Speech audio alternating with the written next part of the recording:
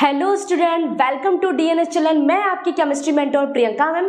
तो आज ये हम लोग कोऑर्डिनेशन चैप्टर्स के सारे प्रीवियस ईयर के क्वेश्चन लेकर आए हैं। इसमें हम लोग क्या करेंगे, जो हमारा उपसहसंयोजक यौगिक है यानी कोऑर्डिनेशन कंपाउंड्स, जो उसका चैप्टर है, उसके सारे जितने भी प्रीवियस ईयर में क्वेश्चन पूछे गए हैं, यानी जितने भी यूनिवर्सिटीज में, कॉलेज में इस चैप्टर से क्वेश्चन पूछे गए हैं, वो सारे क्वेश्चन को आज हम लोग इस वीडियो में सॉल्व करेंगे। ओके, तो इसके सारे लेक्चर्स मैं पढ़ा चुकी हूँ। इस चैप्टर को बहुत डिटेल में मैं पढ़ा चुकी हूँ। जितने भी 8-10 जितने भी लेक्चर्स हैं, अगर आप लोगों ने उसको अच्छे से देखा है, उसका प्रॉपर नोट्स बनाया है, तो आपके लिए बहुत बेनिफिशियल है। नहीं भी बनाए तो एक बार हर एक क्वेश्चन में मैं इसका थोड़ा रिवाइज भी करते चलूंगी। ओके, जो बच्चे यहाँ पे मुझे ऐसा मतलब पहली बार देख रहे हैं, उनके लिए मैं बता देना चाहती हूँ कि मैं यहाँ पे डीएनएस चैनल पे केमिस्ट्री के मेंटोर हूँ, प्रियंका मैम। तो मैं यहाँ पे आपको केमिस्ट्री पढ़ाती हूँ, inorganic, organic and physical. Okay, तो चलिए स्टार्ट करते हैं ये वीडियो स्टार्ट करने से पहले बच्चों मैं बता दूं, जो ऑलरेडी हमारे पेड बच्चे हैं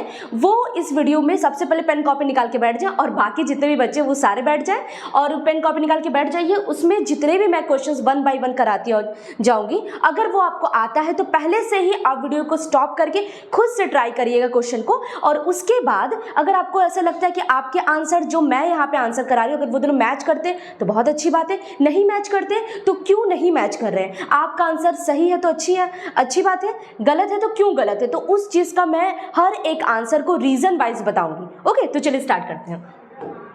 आपका सबसे पहले ये हमारा पहले कौन सा मैं चैप्टर पढ़ा रही थी, ये हमारा कोऑर्डिनेशन कंपाउंड्स है यानी उपसहसंयोजक यौगिक। आपका क्या है, उपसहसंयोजक यौगिक। तो जल्दी से बच्चे लोग तैयार हो जाइए। हम लोग जितने भी प्रीवियस ईयर के क्वेश्चन पूछे गए, जितने भी यूनिवर्सिटीज में एंट्रेंस एग्जाम में इस चैप्टर से जितने भी क्वेश्चन बन चुके हैं, मतलब बने हैं, इस वीडियो में हम लोग क्या करेंगे, वो सारे क्वेश्चंस को सॉल्व करेंगे। तो आइए पहले स्टार्ट करते हैं क्वेश्चन नंबर 1 से। क्वेश्चन नंबर 1 में सबसे पहले क्वेश्चन को आपको किस तरीके से पहले अटेम्प्ट करना है, अभी जल्दबाजी मत करिए बच्चों। सबसे पहले आपको अगर मान लीजिए कोई भी एंट्रेंस एग्जाम दे रहे हैं, उसमें आप केमिस्ट्री का एंट्रेंस एग्जाम, मैंने उसको पर्पस के तौर पे मैं बता रही हूँ, या ऐसा नहीं हो सकता कि केमिस्ट्री सब्जेक्ट हो, कोई और भी सब्जेक्ट हो सकता है। तो उसके लिए आपको पहला उसमें क्या है टिप, कि सबसे पहले आपको क्वेश्चन को रीड करना चाहिए बहुत अच्छे से। हो सकता है वो कई बार क्या होता है, बच्चे जो वो गलती करते हैं क्वेश्चन को रीड करने में, रीड नहीं करते अच्छे से और कहते हैं अरे इसका तो यही ऑप्शन सही होगा, फिर बाद में वो ऑप्शन आपका गलत हो जाता है। तो बच्चों पहला काम ये करिए, क्वेश्चन को अच्छे से रीड करिए, एक बार नहीं 2 बार। उसके बाद ऑप्शंस को देखिए। पहले बात तो क्वेश्चन को रीड करने के बाद आपका एक इमेज या एक कैलकुलेशन बन गया होगा किस टाइप का क्वेश्चन पूछा है, और उसके ऑप्शंस को अच्छे से पढ़िए। ऑप्शन में उस ऑप्शन को, फिर उसमें दूसरा क्या है, ऑप्शंस को रीड करना है। ठीक है, जितने भी ऑप्शंस है उसको अच्छे से पढ़िए, क्योंकि कई बार क्या होता है, इस टाइप के क्वेश्चंस में तो प्रॉब्लम नहीं होती है। कई बार क्वेश्चन में ये पूछा जाता है कि इस चारों वो सेंटेंस में कौन सा सेंटेंस सही है, कौन सा गलत है। तो बच्चे क्या करते हैं, कहीं कहीं पे नहीं वर्ड आ जाता है, नॉट आ जाता है कि इस सारे सेंटेंस में कौन सा सही नहीं है। तो अगर सेंटेंस आप ये क्वेश्चन को अच्छे से रीड नहीं करेंगे तो आंसर आपका गलत हो सकता है। तो ऑप्शंस को रीड करिए। थर्ड पॉइंट क्या है, क्वेश्चन को करने से पहले बच्चों ऑप्शन में आप वो ऑप्शन को ढूंढिए जो एकदम एब्सोल्यूट क्या है, वो इनकरेक्ट है, एब्सोल्यूट इनकरेक्ट है, यानी जो बिल्कुल आपको एकदम यकीन है कि हाँ तो ये इनकरेक्ट तो होगा ही, मतलब ये बिल्कुल गलत है, ये वाला ऑप्शन, उसको पहले टिक करिए कि हाँ, टिक करने का मतलब वो आंसर आपका सही नहीं है बच्चों, उसको उस ऑप्शन से हटा दीजिए। कि चलो मान लो इन तीनों में से, फॉर एग्जाम्पल इन तीनों में से ये वाला तो बिल्कुल गलत है, तो इसको आप हटा दीजिए। ओके, फिर अगला वाला क्या है, अगला, अब इन दोनों में आपको कंफ्यूजन है, हो सकता है इन तीनों में से ये भी आपको गलत ये लग रहा है, पर इसको बाद में जाके चेक कर लीजिएगा। इन दोनों में से आपको लग रहा है ये भी सही है, ये भी सही है, इन दोनों को चेक करिए। अब इसके बाद जो भी फार्मूला कैलकुलेशन से आप चेक करना चाहे तो चेक कर सकते हैं। चेक करने के बाद आपको लग रहा है ये इन दोनों में से ये वाला ज़्यादा सही है, दोनों सही में से जो आपको ज़्यादा सही लगे। अब ऐसा नहीं कि ये जो फंडा है हर बार अप्लाई करेंगे, इसका मतलब ये नहीं कि आप बच्चों पढ़ाई ना करें और ये करें, करें, आपको पढ़ाई करनी है, आपको अच्छे से वो जो स्ट्रैटेजी होती है पढ़ने की, अच्छे से अगर आप कॉन्सेप्ट पढ़े तो आपको ये सारी चीज़ें आपको करनी ही नहीं होगी, आपको जो आंसर आ रहा है वो ठीक है। पर कभी कभी क्या होता है ना, कुछ ऐसे आंसर्स होते हैं, कुछ ऐसे क्वेश्चंस होते हैं जिसमें थोड़ा सा कन्फ्यूजन रहता है, ये क्वेश्चन मुझे आ रहा है, थोड़ा सा अगर आप दिमाग लगाएंगे तो वो क्वेश्चन को सही कर सकते हैं। तो उसके लिए, उस ऐसे क्वेश्चन के लिए मैं ये ट्रिक बता रही हूँ, ठीक है। तो इन दोनों में से जो आपका ऑप्शन ज़्यादा सही है उसको टिक लगा दीजिए। ओके, मैक्सिमम 90% केस में ये वाला फंडा काम कर जाता है। कई बार क्या होता है कि जो हो सकता है कि ये दोनों चीज़ों में हम बहुत ज़्यादा सही हैं, हो सकता है वो भी गलत हो, तो ये मैक्सिमम चीज़ें हैं। अब क्योंकि क्वेश्चन में आप किस तरीके से आपका सेंस ऑफ माइंड काम करते हैं, ये सारी चीज़ें तो आप पे डिपेंड करती है। ओके, तो अगर आप अच्छे से पढ़ाई करेंगे तो ये सारी चीज़ें भी करने की ज़रूरत नहीं है, ये उन क्वेश्चन को करने की ज़रूरत है जिन क्वेश्चन पे आपको डाउट रहता है, कंफ्यूज रहता है कि ये क्वेश्चन में हम कर सकते हैं, बस थोड़ा सा दिमाग लगाना है। ओके, तब आते हैं अब अपने क्वेश्चन पर। अब अपने क्वेश्चन पे आते हैं बच्चों। कौन कौन से यहाँ पे क्वेश्चन है? अरे भाई हैंग कर रहे हैं क्या? चलो कोई बात नहीं, हम लोग इसे सीरियस कर देते हैं। ओके, पहला यहाँ पे ये क्वेश्चन है बच्चों, यहां पे आपका पहला क्वेश्चन है, the compound having a tetrahedral geometry is. इस क्वेश्चन में आपको बाई लैंग्वेज है, यानी हिंदी भी है इंग्लिश भी है, तो आप क्वेश्चन को अच्छे से रीड करिए।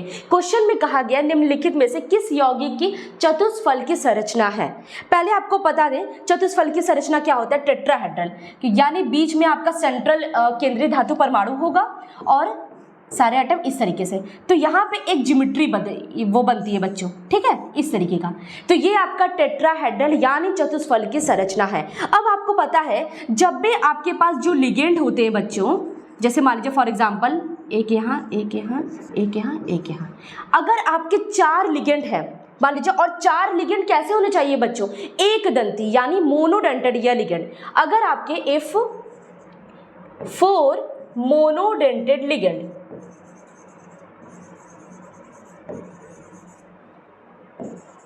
अगर आपके पास 4 मोनोडेंटेड यानी एक दंती लिगेंड है, ध्यान से इस बात को सुनिएगा, अगर आपके पास 4 एक दंती लिगेंड है तो आपका 2 तरीके का क्या होता है, संकरण होता है, यानी हाइब्रिडाइजेशन होता है। कौन कौन सा? sp3 भी हो सकता है और dsp2 भी हो सकता है। ओके, इस बात को आप हमेशा याद रखिएगा, ध्यान दीजिएगा। लिगेंड आपका मोनोडेंटेड यानी उसके पास एक ही साइट हो, आपके पास मान लीजिए कोई एक ही हाथ है, एक ही हाथ सब कुछ पकड़ सकते हैं, तो ये आपका मोनोडेंटेड है। यानी ऐसा कोई लिगेंड हो, जैसे फॉर एग्जांपल H2O हो, इसके पास ये क्या करता है, अपने लोन पेयर को एक ही तरीके से डोनेट कर सकता है, तो ये क्या है, मोनोडेंटेड। या फिर ऐसे भी कर सकते हैं, फ्लोरीन वो निगेटिव चार्ज का मतलब एक ही निगेटिव चार्ज है, ये किसी को डोनेट कर सकता है, तो ऐसे ही वो लिगेंड क्या है, मोनोडेंटेड लिगेंड। तो इस बात का ध्यान रखिएगा। अब इसमें हाइब्रिड है, जैसे sp3 dsp2। sp3 का जो संरचना होता है वो क्या होता है, चतुष्फल की, यानी आपका क्या होता है, टेट्राहेड्रल। ओके, इसका क्या संरचना होता है, टेट्राहेड्रल।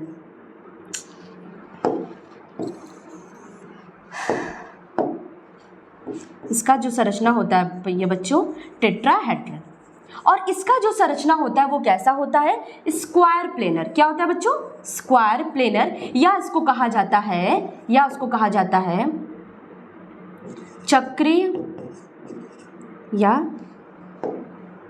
एक सेकंड बच्चों,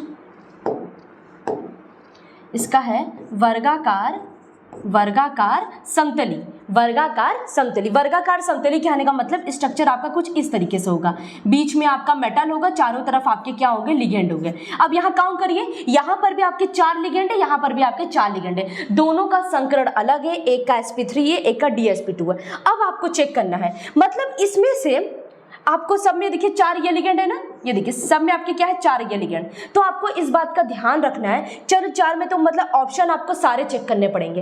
कहीं पर अगर 5 आ जाता, 6 आ जाता, तब आप उस ऑप्शन को हटा सकते थे, पर यहाँ पे 4 है, इसका मतलब आपको सबको चेक करना पड़ेगा कि कौन सा आपका स्क्वायर प्लेन है, कौन सा ये। अब कुछ पॉइंट है ये बच्चों, कुछ पॉइंट आप याद कर लीजिए। कहीं पर भी अगर आपका स्क्वायर प्लेनर, अब इस पॉइंट को याद कर लीजिए, स्क्वायर प्लेनर ज्योमेट्री, या उसको बोलेंगे वर्गाकार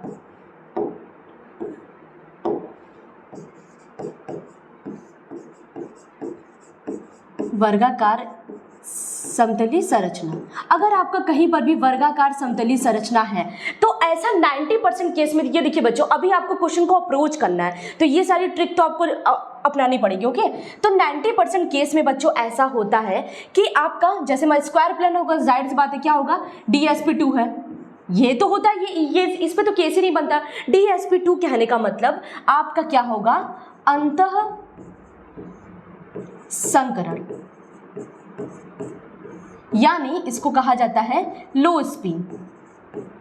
ठीक, जो d ऑर्बिटल है आपका पहले आ गया, ये देखिए जो d ऑर्बिटल है आपका पहले आ गया, इसलिए DSP2। अगर आपका क्या है, टेट्राहेड्रल है, ठीक, या इसको बोला जाता है क्या बच्चों, चतुष्फलकी। अगर आपका चतुष्फलकी संरचना है यानी आपका क्या होगा, sp3 होगा। अंततः हाँ, एक चीज और, लो स्पिन तब होता है बच्चों जब आपका कैसा लिगेंड होता है, प्रबल लिगेंड होता है, प्रबल लिगेंड। अगर आपका कहीं पर भी प्रबल यानी स्ट्रॉन्ग लिगेंड है तो आप तुरंत समझ जाएगा वहां पे लो स्पिन हुआ होगा। लो स्पिन मतलब d ऑर्बिटल अंदर की तरफ शिफ्ट हो गया होगा।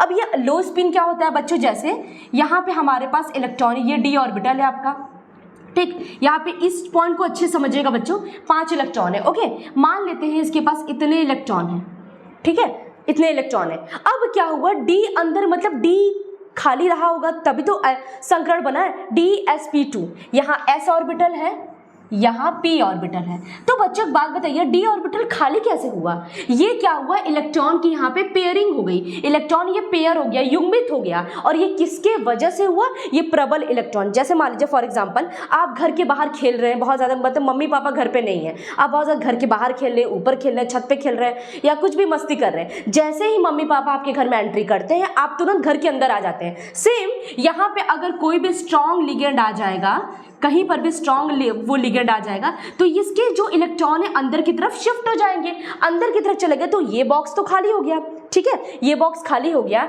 यानी अब इसका ऑर्बिटल कुछ इस तरीके से हो गया, 1 2 3 4 5 6 हो गया ना, सॉरी, इसको कट कर लीजिएगा, ठीक है। तो आपके इलेक्ट्रॉन अंदर की तरफ क्या हो गया, शिफ्ट हो गया, ये ऐसे और ये वाला ऐसे, एक ऑर्बिटल आपका खाली हो गया। ओके, एक ऑर्बिटल आपका खाली हो गया, ये वाला। अब ये वाला खाली हो गया, इसको भूल जाएगा बच्चों, ये एक्स्ट्रा बन गया है, ठीक।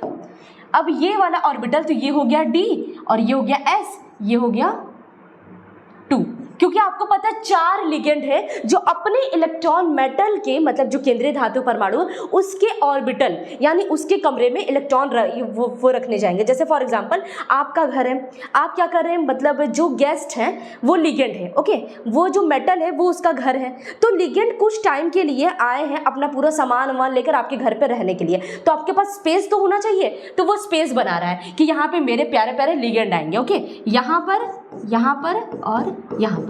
तो ये आपका 1 2 3 4 मतलब 4 वो जो लिगेंड है यहाँ पे आके रह सकते हैं। तो जब भी आपको दिख जाए कि d ऑर्बिटल यानी d ऑर्बिटल अगर आपका खाली हो रहा है अंदर की तरफ, तो ये आपका लो स्पिन हो गया। लो स्पिन हमेशा प्रबल लिगेंड की वजह से होता है। अब ये क्यों होता है, कैसे होता है, इसका बहुत बड़ा थ्योरी है। तो ये इसलिए होता है बच्चों क्योंकि ये लिगेंड इतना ज़्यादा स्ट्रांग होते हैं, इतना ज़्यादा मेटल जो केंद्रीय धातु परमाणु के पास जो इलेक्ट्रॉन है और जो लिगेंड के पास इलेक्ट्रॉन है, लिगेंड के इलेक्ट्रॉन इतना ज़्यादा प्रबल है कि वो जो मेटल का जो इलेक्ट्रॉन होता है उसको इतना ज़्यादा प्रतिकर्षित करते हैं, रिपल्शन करते हैं। इस वजह से मेटल का जो ऑर्बिटल होता है d ऑर्बिटल, इस तरीके से जो इसके पास d ऑर्बिटल रहेगा ये टूट जाता है, और टूटने पे इतना ज़्यादा स्प्लिटिंग या विपाटन हो जाता है जिस वजह से इसके d ऑर्बिटल अंदर की तरफ शिफ्ट हो जाते हैं। ये सब चीज़ें हैं, तो आप अभी के लिए जानिए, कहीं पर भी आपको इतना लंबा चेक करने की ज़रूरत नहीं है। बस ये देख लीजिए अगर DSP2 हुआ है यानी वो किसकी वजह से हुआ है, d ऑर्बिटल अपने आप तो खाली होगा नहीं, ये खाली हुआ है प्रबल लिगेंड की वजह से, ओके। और कहीं पर भी मतलब यहाँ पे d ऑर्बिटल खाली नहीं हुआ है तो ये आपका क्या होगा, हाई स्पिन होगा, ये होगा हाई स्पिन, या इसको कहा जाता है बाह्य अंतःकक्षक संकरण, ठीक। तो ये आपका किसकी वजह से होता है, वीक लिगेंड, जो आपके पास वीक टाइप के लिगेंड है। अब आप लोग के मन में क्वेश्चन आ रहा होगा कि मैम वीक और स्ट्रॉन्ग लिगेंड क्या है, तो स्ट्रॉन्ग लिगेंड में साइनाइड हो गया, ठीक है, इसमें जैसे अगर मान लीजिए साइनाइड हो गया, ये कार्बोनिल हो गया, NH3 हो गया। अच्छा एक बात बताइए बच्चों, अगर ये लिगेंड आपको दिख जाएगा तो आप तुरंत समझ जाएगा कि उसकी संरचना वर्गाकार समतली संरचना है या स्क्वायर प्लेनर ज्योमेट्री है, तुरंत समझ जाएगा अगर ये लिगेंड प्रेजेंट होंगे तो 4 में। अगर आपके वो जो लिगेंड हो, फ्लोरीन हो, क्या बोलते हैं कि OH हो, इस टाइप के अगर आपके लिगेंड आ जाए तो आप तुरंत समझ जाइएगा वहां पे आपके क्या है, sp3 संरचना, जो कि जिसकी संरचना कैसे होती है, चतुष्फल की संरचना। अब आते हैं अपने क्वेश्चन पे। क्वेश्चन पे ध्यान से देखिए, क्वेश्चन में आपका निकिल के साथ कौन बैठा है, साइनाइड बैठा है। अच्छा आपको पूछा वो चतुष्फल की संरचना, आप तुरंत समझ जाइए इसका स्ट्रक्चर, मतलब इसमें DsP2 हाइब्रिडाइजेशन होगा, क्योंकि साइनाइड है ना, साइनाइड प्रबल लिगेंड है, तो आपको पूरा बनाने की कोई जरूरत नहीं है। आप तुरंत देख लीजिए साइनाइड है, प्रबल लिगेंड है, तो वो d ऑर्बिटल को खाली करेगा। जल्दी जल्दी खाली करो, मेरे इलेक्ट्रॉन आने वाले हैं। तो d ऑर्बिटल को खाली करेगा, इस वजह से d ऑर्बिटल जब खाली हो गया तो इलेक्ट्रॉन पहले उसमें भरेंगे, तो इस वजह से DsP2 हो गया। अब जब DsP2 हो गया तो बच्चों, तो इसकी संरचना क्या होती है, वर्गाकार समतली होती है। मतलब ये तो ऑप्शन में होगा ही नहीं, क्वेश्चन में पूछा है आपका चतुष्फल की, तो गलत हो गया। इसमें भी साइनाइड है, ये भी गलत। अब इन दोनों में चेक करिए, ये भी क्लोरीन, ये भी क्लोरीन। अब देखिए वीक जो लिगेंड होते हैं वो कहाँ गया भाई, जो बच्चों वीक लिगेंड होते हैं वो fluorine, chlorine, bromine, iodine, OH ये सब होते हैं, ठीक है। तो अब आते हैं, अब इन दोनों में मतलब 2 ऑप्शन तो आपके पहले ही गलत हो गए, इन दोनों में चेक करते हैं कौन सा सही है कौन सा गलत है। तो इसके लिए बच्चों एक बात का ध्यान रखिएगा, जो आपका निकिल है, अब ध्यान दीजिएगा, आपका जो निकिल है वो 3D का है, ठीक। जब इसको पीरियोडिक टेबल में आप पढ़ेंगे तो बच्चों इस तरीके से होगा, और इसके जो वो नीचे ये क्या है, लेड, ये आपका 4D में है। उसके बाद क्या होता है, 5D में क्या आ जाता है, 5D में क्या होता है, प्लैटिनम, तो इसका हो जाएगा निकिल, पैलेडियम, प्लैटिनम, इस तरीके से है। तो बच्चों एक रूल होता है ना, अब इस रूल को आप याद रखिए, जब हम लोग ऊपर से नीचे यानी 3D 4D, ये क्या है, ये ग्रुप है ना, समूह उसको कहा जाता है, समूह। आप पीरियोडिक जो टेबल है उसको अपने दिमाग में सोचिए, और ये सोचिए हम लोग ऊपर से नीचे की तरफ आ रहे हैं, d ऑर्बिटल में ऊपर से नीचे की तरफ आते हैं, तो आपका जो डेल O की वैल्यू बढ़ जाती है। अब ये डेल O क्या है, जो आपका d ऑर्बिटल है 5 है ना, ये क्या करता है, टूट जाता है। आपको पता है कि वो किस में टूटता है, T2G, मैंने इसको बहुत अच्छे से पढ़ाई है, ठीक है। T2G और EG में टूट जाता है। जब वो टूट जाता है ना, तो ये डेल O क्या होता है, इन दोनों के बीच का जो एनर्जी है वो डेल O है। तो जब भी हम लोग ऊपर से नीचे जाते हैं, ये जो विपाटन है बहुत ज़्यादा बढ़ जाता है, ओके, बहुत ज़्यादा बढ़ जाएगा बच्चों। तो अगर बढ़ने के बाद हम बताएं कि जब भी आपका डेल O बढ़ेगा तो ये क्या बताता है कि आपका पूरा चीज़ कैसा हो जाएगा, लो स्पिन हो जाएगा, यानी आपका क्या है, डी ऑर्बिटल खाली होने लगेगा, डी ऑर्बिटल इम्पटी होने लगेगा, ठीक। डी ऑर्बिटल आपका इम्पटी मतलब जल्दी जल्दी सारे इलेक्ट्रॉन अंदर की तरफ शिफ्ट हो जाएंगे और उसके ऑर्बिटल खाली होने लगेंगे। इस बात को ध्यान रखिएगा। चलो बात तो सही है। अब क्या है, अब क्वेश्चन पे आते हैं। क्वेश्चन हमारा ये, तो इस क्वेश्चन में ध्यान दीजिए बच्चों, इसमें भी इसमें आपका निकिल है, इसमें आपका प्लैटिनम है, ठीक, वो हाँ ठीक है, इसमें आपका लेड है। अब इसमें क्या होगा, यहाँ पे क्लोरीन, यहाँ पे भी, इसमें भी 4, इसमें भी 4, ओहो बहुत दिक्कत है। यहाँ पे आपका ये वो जो निकिल है ऊपर है, ये आपका नीचे है, तो तुरंत आप समझ जाइए नीचे जाएंगे तो लो स्पिन आएगा, मतलब ये कहीं ना कहीं हाई स्पिन होगा, हाई स्पिन होगा ना। अब इस बात को समझिए, और हाई स्पिन का अभी जस्ट हम लोग पढ़े हैं कि हाई स्पिन का कैसा स्ट्रक्चर, चतुष्फल की, आ गया ना, मतलब वो sp3 यानी चतुष्फल की। कहने का मतलब इसका करेक्ट ऑप्शन कौन सा होगा, इसका करेक्ट ऑप्शन होगा वो निकिल के साथ क्लोराइड है, ठीक। तो यहाँ पे आपका इस तरीके से आप आंसर होगा। पहला क्वेश्चन मैं इसलिए इतना डिटेल में बताई हूँ क्योंकि आप क्वेश्चन को समझना, क्वेश्चन को किस तरीके से अप्रोच करना है ये सीख जाए, ठीक। तो ये आपका ऑप्शन आ गया, बिल्कुल करेक्ट ऑप्शन है। मतलब आप क्वेश्चन को पढ़िए, उसके बाद चेक करिए प्रबल लिगेंड है कि दुर्बल लिगेंड है। प्रबल वाला क्या है, प्रबल वाला तुरंत अपना लो स्पिन बना देगा। लो स्पिन अगर बनाएगा अंतःवितर मतलब डी ऑर्बिटल खाली हो रहे हैं, तो डी ऑर्बिटल पहले इलेक्ट्रॉन भर जाएगा, संकरण में वो भाग लेगा, तो DsP2 और DsP2 का कभी भी चतुष्फल की संरचना नहीं, वो बिल्कुल नहीं होता है। चलो, तो ये आई होप आपको ये क्वेश्चन समझ में आया होगा। चलिए, इसके आंसर्स ये समझ में आया, और जिन बच्चों का इसका अगर जिन बच्चों का ये आंसर आया तो बिल्कुल करेक्ट है, आप बिल्कुल अच्छे से पढ़ाई कर रहे हैं। चलो अब आते हैं क्वेश्चन नंबर 2 पे। ए मेटल रिएक्ट, अब ये बच्चों ये थोड़ा सा ये बहुत ज़्यादा इंपॉर्टेंट है, एग्जाम में कई बार पूछा गया है, प्रीवियस ईयर में पिछला वाला भी पूछा गया है, ये वाला तो कई बार आता है। क्या होता है ना, ये थोड़ा सा थ्योरी बेस है, इसमें थोड़ा सा आपको याद करना है, ठीक। A metal react with Ki to give a black precipitate, मतलब एक जो धातु है वो, जैसे मान लीजिए कोई एक धातु है, मेटल है, वो रिएक्ट कर रहा है, मतलब एक धातु नाइट्रेट, अच्छा हाँ नाइट्रेट धातु है, मतलब M के साथ क्या जुड़ा है, नाइट्रेट जुड़ा है, वो Ki के साथ रिएक्शन कर रहा है। अब ये जो मेटल है मुझे नहीं पता कौन सा मेटल है, कौन सा केंद्रीय धातु परमाणु है, रिएक्ट करके क्या दे रहा है, ब्लैक प्रेसिपिटेट, ब्लैक कलर का पीपीटी दे रहा है। पीपीटी कहने का मतलब प्रेसिपिटेट यानी अवक्षेप, ओके। तो आपको अधिकतर नारंगी रंग के विलयन को में बदल जाता है, फिर उसके बाद उसमें एडिशन कर देते हैं, इसी में हम लोग थोड़ा सा और Ki डाल देते हैं, थोड़ा सा और Ki डालेंगे तो ये ऑरेंज कलर का हो जाएगा। तो आपको बताना है इसमें से कौन सा मेटल है। तो बच्चों इस क्वेश्चन को थोड़ा सा याद कर लीजिए, ये आपका बिस्मथ है। जो बिस्मथ है वो बच्चों ये हमेशा किसी भी मेटल के किसी भी Ki के साथ रिएक्शन देखकर हमेशा ब्लैक प्रेसिपिटेट बनाता है। ये बच्चों आपको प्रैक्टिकल से रिलेटेड एक क्वेश्चन आया है, अगर आप कभी भी 12th क्लास में अगर प्रैक्टिकल 11th क्लास में किए तो ये वाला अगर क्वेश्चन आप अच्छे से प्रैक्टिकल किए। कुछ चीज़ें बच्चों, केमिस्ट्री क्या है कि आप जानते हैं केमिस्ट्री का प्रैक्टिकल भी होता है, तो कुछ चीज़ें कई बार 1-2 क्वेश्चन प्रैक्टिकल से रिलेटेड पूछ लेता है, तो उस चीज़ों को अब मुझे प्रैक्टिकल करने की, तो प्रैक्टिकल यहाँ पे पॉसिबल नहीं कराना, तो इसलिए ऐसे क्वेश्चन को थोड़ा सा आपको याद करने की जरूरत है कि बिस्मथ का हमेशा कलर कैसा होता है, काला, मतलब वो ब्लैक प्रेसिपिटेट बनाएगा जब भी वो Ki के साथ रिएक्शन देगा। इस क्वेश्चन को चाहे तो आप अच्छे से नोट करके बढ़िया सा लिख लीजिए, क्योंकि कई बार प्रीवियस ईयर में क्वेश्चन आया, बच्चे हमेशा फंस जाते हैं, ओके। तो ये सारों को आप कट कर लीजिए, यही इसका क्या है, करेक्ट ऑप्शन है, ओके। चलते हैं नेक्स्ट। अगला क्वेश्चन क्या है, which of the following has the maximum number of unpaired electron. बहुत इजी क्वेश्चन है, बहुत ही इजी। अब जो बच्चे नहीं पढ़े हैं, जो बच्चे को कुछ भी नहीं इस चैप्टर से किस तरीके से पढ़ाया जाता है कुछ भी नहीं पढ़े, तो उनको तो थोड़ा डिफिकल्ट लगेगा ही, पर बहुत ईजी है बच्चों। इनमें से पूछा है कि अनपेयर्ड इलेक्ट्रॉन यानी अयुग्मित इलेक्ट्रॉन, चलिए बताइए मैग्नीशियम का कितना होता है, मैग्नीशियम का होता है 12। सबसे पहले आपको एटॉमिक नंबर यानी परमाणु क्रमांक अच्छे से आना चाहिए, 30 तक तो आप याद ही कर लो, पीरियोडिक टेबल में पूरा 30 तक याद कर लो। स्कैंडियम टाइटेनियम, मतलब इसका होता है 22, इसका होता है 23 और इसका होता है 26, ठीक। अब इसका होता है 12 में से 2 इलेक्ट्रॉन ये निकाल दो, कितना हो गया, 10 इलेक्ट्रॉन। चलो इसका हम लोग करते हैं तो आएगा 1s2 2s2 2p6, चलो ये कितना हो गया, 10 इलेक्ट्रॉन, इसका 10 इलेक्ट्रॉन हो गया।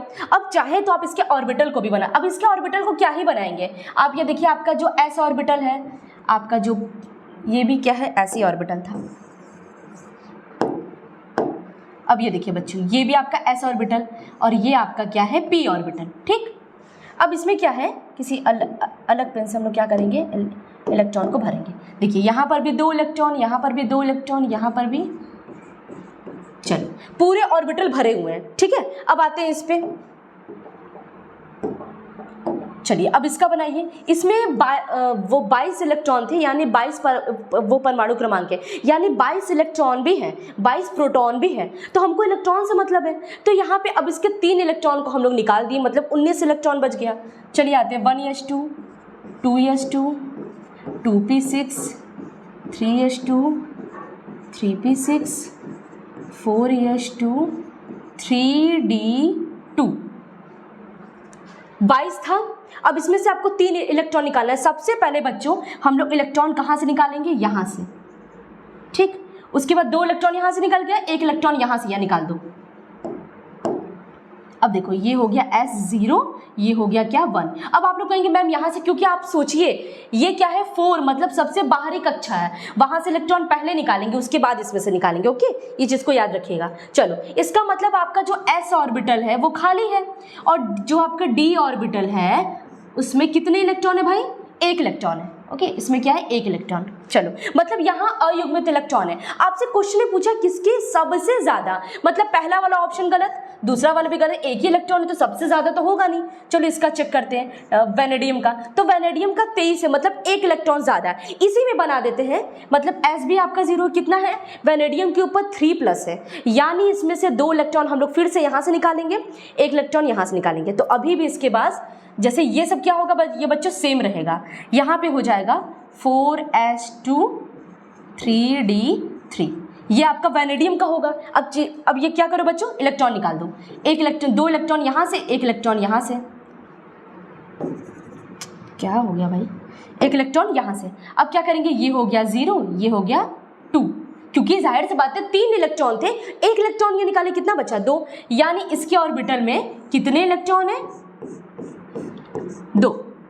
चलो अब चलो अच्छा देख लेते हैं, हो सकता है इसकी कंपैरिजन में कोई आ जाए, तो इन दोनों में अब भी हमको चेक करना है। अब ये क्या है, 26 है इसका इलेक्ट्रॉन, तो इसका करेंगे 1s2 2s2 2p6 3s2 3p6 4s2 3d।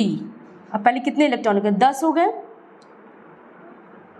20 हो गए, और ये 3d6। पर एक बात बताइए, Fe के ऊपर 2 प्लस है, यानी 2 इलेक्ट्रॉन इसके गायब है, तो 2 इलेक्ट्रॉन हम लोग यहाँ से माइनस करेंगे, इसमें से मत ये निकाल देना, ये गलत हो जाएगा। इलेक्ट्रॉन हमेशा बाहरी कक्षा से निकलता है, ये 0 हो गया। अब ये से d ऑर्बिटल के पास कितने इलेक्ट्रॉन है बच्चों, किसी अदर पेंसिल में 1 2 3 4 5 एंड 6। अब अनपेयर्ड पूछा है, मतलब अयुग्मित। अयुग्मित इलेक्ट्रॉन कितना है, ये देखिए, अयुग्मित इलेक्ट्रॉन है 4। कहने का मतलब इन सब के कंपैरिजन में इसके पास भी उतने नहीं है, इसके पास सबसे ज्यादा है, तो आपका करेक्ट ऑप्शन क्या है, डी। कितना इजी क्वेश्चन था। आप क्वेश्चन को बस, बच्चे क्या करते हैं, एटॉमिक नंबर को सीधा लिखकर वो इलेक्ट्रॉन काउंट करते हैं, ऐसे नहीं करना है बच्चों। इस बात का ध्यान देना कि इसके ऊपर चार्ज भी है, तो चार्ज कहने का मतलब उसमें से उतने इलेक्ट्रॉन बाहर निकाल दो। क्लियर है, चलो अब चलते हैं नेक्स्ट। अगला question, geometrical shape of the complex formed by the reaction of निकल +2 विथ क्लोराइड आयन। इसमें कहा है जो निकल +2 के साथ क्लोरीन क्या कर रहा है, ऐड हो रहा है, साइनाइड तथा H2O की क्रिया द्वारा बने यौगिकों के ज्यामितीय आकार से। अच्छा, इस क्वेश्चन को ध्यान से ये बच्चों समझिएगा। जो आपका निकिल है, एक बार ऐड हो रहा है +2 वाला, एक बार ऐड हो रहा है क्लोरीन के साथ, एक बार ऐड हो रहा है साइनाइड के साथ, और एक बार ऐड हो रहा है H2O के साथ। तो कौन कौन सा स्ट्रक्चर बनाता है, तो बच्चों ये बात आपको थोड़ा सा याद भी करें, और इसका हम लोग बनाएंगे भी। क्लोरीन के साथ जब भी बनाता है वो हमेशा क्या बनाता है, टेट्राहेड्रल। क्या बनाता है बच्चों, अभी हम लोग कुछ देर पहले एक क्वेश्चन को देखे भी हैं, टेट्राहेड्रल, यानी क्लोरीन हमेशा 4 जुड़ता है, ठीक। साइनाइड के साथ बनाएगा तो ये हमेशा ऑक्टाहेड्रल बनाएगा, हाँ स्क्वायर प्लेनर, ये आपका स्क्वायर प्लेनर बनाएगा। टेट्राहेड्रल कहने का ये मतलब बच्चों चतुष्फलकीय, ठीक है, स्क्वायर प्लेनर बनाएगा। और कभी भी अगर वो H2O के साथ बनाता है तो ऑक्टाहेड्रल, ठीक, यानी अष्टफलकीय। चलो अब एक आते हैं अपने क्वेश्चन पे। क्वेश्चन में बोला है, अब यहाँ पे एक सेकंड, ऑप्शन भी है क्या है इसकी,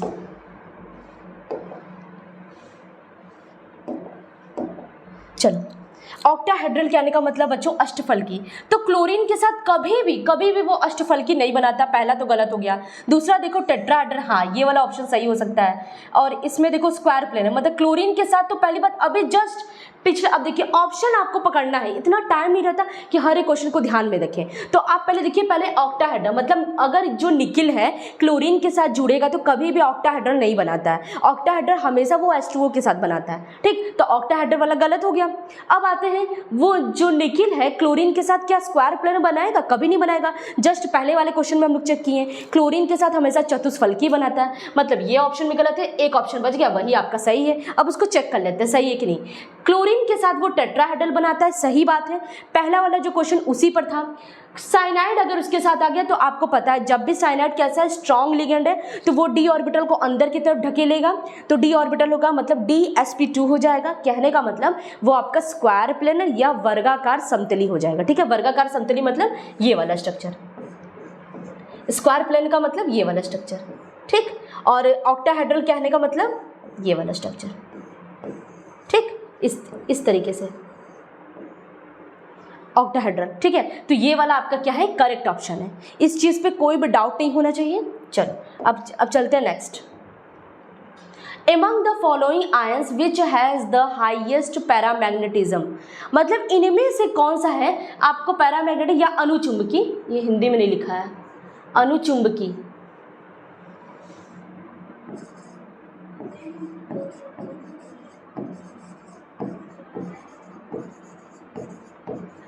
आपको इसमें से पूछा अनुचुंबकीय। अनुचुंबकीय बताने के लिए बच्चों कुछ नहीं आपको चेक करना है, आपको बस चेक करना है अनपेयर्ड इलेक्ट्रॉन, मतलब आपके पास जितने भी अयुग्मित इलेक्ट्रॉन हैं, जिसके पास सबसे ज़्यादा अनपेयर्ड इलेक्ट्रॉन होगा, यानी अयुग्मित इलेक्ट्रॉन जो युग्म में पेयर में नहीं है, ठीक, बस उसको आप चेक कर लीजिए, वही आपका क्या होगा, मैक्सिमम पैरामैग्नेटिज्म शो करेगा। चलिए बताइए, अब यहाँ पे आपको क्या करना होगा बच्चों, क्रोमियम का कितना होता है 24,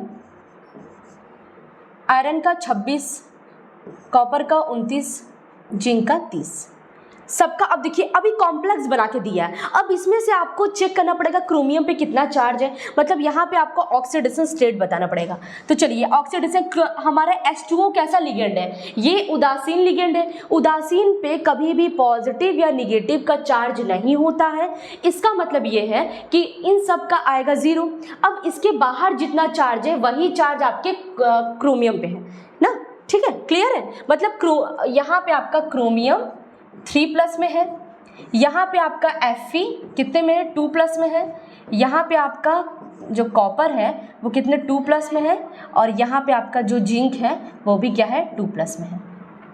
अब आते हैं इसके क्या इलेक्ट्रॉनिक कॉन्फ़िगरेशन करते हैं। चलो आपको पता है कि इसका 24 है, तो सबसे पहले उस तरीके से करेंगे। चलिए आते हैं, इसका आएगा 1s2 2s2 2p6 3s2 3p6 4s2 3d, छोड़ दीजिए। अब यहाँ पे कितने इलेक्ट्रॉन है 24, यानी 3d4 आना चाहिए। पर आपको अच्छे से पता है बच्चों, यहाँ पे अब ये चेक मत करिए कि ये अरे ये तो अपवाद है, मैम तो गलत लिख दी, ये तो अपवाद वाला केस है ना, एक्सेप्शन है, मतलब ये 5 हो जाएगा, ये 1 हो जाएगा, मत लिखिए, कुछ मत करिए, ऐसा होगा ही नहीं, किससे कोई फायदा नहीं है, ठीक है। अब आते हैं इलेक्ट्रॉन को निकालिए, 3 इलेक्ट्रॉन निकालना है, तो 1 इलेक्ट्रॉन तो पहली बात, 2 इलेक्ट्रॉन तो यहाँ से ये निकल जाएगा, 1 इलेक्ट्रॉन यहाँ से निकल जाएगा, तो क्या बन जाएगा बच्चों, बन जाएगा 4s0 3d3 बन जाएगा ना। 3 इलेक्ट्रॉन निकालना है, 2 वहाँ से निकालिए, 1 वहाँ से निकालिए, ठीक है।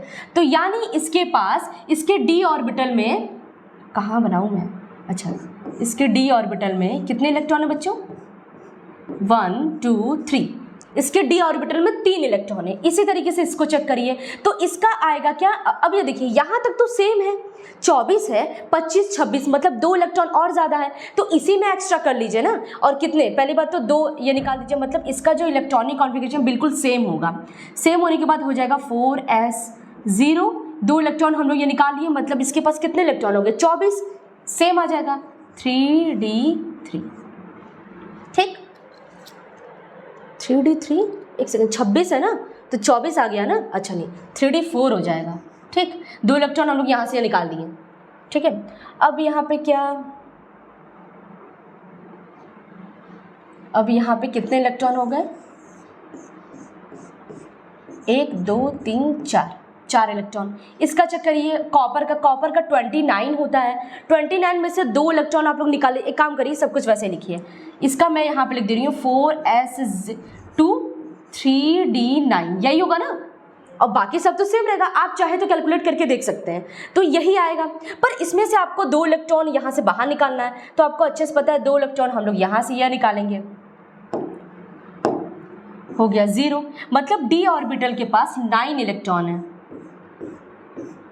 1 2 3 4 5 6 7 8 9, एक है अनपेयर्ड, यहाँ पे देखिए 4 अनपेयर्ड है और यहाँ पे 3 अनपेयर्ड है, मतलब अभी तक तो ये ऑप्शन में गलत हो गया, और इसके पास 3 है, इसके पास 4 है, मतलब ये वाला जीत गया, ये भी गलत। अभी तक बी वाला सही, अभी भी मुझे डी चेक करना है। डी में आप देखिए 30 इलेक्ट्रॉन, यानी उसका ऑर्बिटल पूरा भरा है, पूरा भरा है, D10 हो गया ना।